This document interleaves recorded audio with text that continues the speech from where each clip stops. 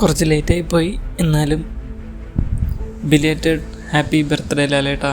Happy birthday to the mighty L, the ഒറ്റയാൻ of Malayalam cinema. ലാലേട്ടന് ആദ്യമായി ആനയോട് ഉപമിച്ചത് ആക്ടർ തിലകനാണ്. ഈ മോഹൻലാലിനെ കുറിച്ച് ഞാൻ പറഞ്ഞിരിക്കുന്നത് അയാൾ മനോഹരമായി അഭിനയിക്കുന്ന ഒരു നടനാണ്.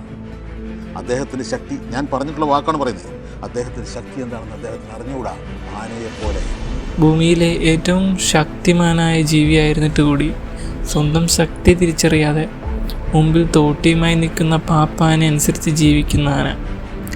ഈ കോണ്ടെക്സ്റ്റിലാണ് തിലകൻ മോഹൻലാലിനെ ആനയോട് ഉപമിച്ചതെങ്കിലും എനിക്ക് തോന്നിയ മറ്റൊരു കാര്യം, മലയാളികൾ ഇത്രത്തോളം സ്നേഹിച്ചിട്ടുള്ളതും എന്നാൽ അത്രത്തോളം തന്നെ ഉപദ്രവിച്ചിട്ടുമുള്ള മറ്റൊരു ജീവിയും കാണില്ല ലാലേട്ടനെ പോലെ തന്നെ. പലപ്പോഴും മോഹൻലാൽ എന്ന ഒറ്റയാനെ കാലിൽ കൂച്ചുവിലങ്ങും നെറ്റിയിൽ നെറ്റിപ്പാട്ടവും വെച്ച് എഴുന്നള്ളിച്ച് പുള്ളിയുടെ സ്റ്റാർ വാല്യൂ കാശാക്കാനുള്ള ശ്രമമാണ് പല ഫിലിം മേക്കേഴ്സും ഫോളോ ചെയ്യുന്നത്. വല്ലപ്പോഴും തരുൺമൂർത്തിയെ പോലുള്ള ഡയറക്ടേഴ്സ് ഒറ്റയാനെ സ്വതന്ത്രമാക്കി കാട് കയറ്റിവിടും. അപ്പോഴാണ് നമുക്ക് തുടരും പോലുള്ള നല്ല സിനിമകൾ കാണാൻ സാധിക്കുന്നത്.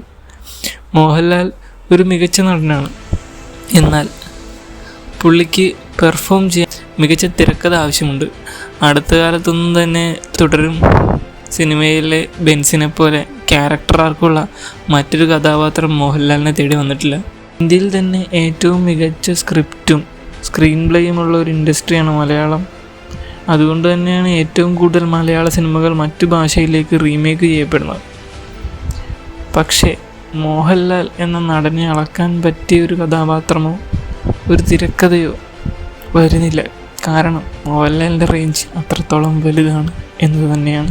തുടരുമെന്ന സിനിമയിൽ നിന്ന് പ്രചോദനം ഉൾക്കൊണ്ട് ഇതുപോലെ മോഹൻലാലിൻ്റെ പെർഫോം ചെയ്യാൻ പറ്റിയ മികച്ച തിരക്കഥയും കഥാപാത്രങ്ങളും മോഹൻലാലിനെ തേടി വരുമെന്നും ഒത്തിരി നല്ല സിനിമകൾ നമുക്ക് കാണാൻ സാധിക്കട്ടെ എന്നും ആഗ്രഹിക്കുന്നു, പ്രാർത്ഥിക്കുന്നു.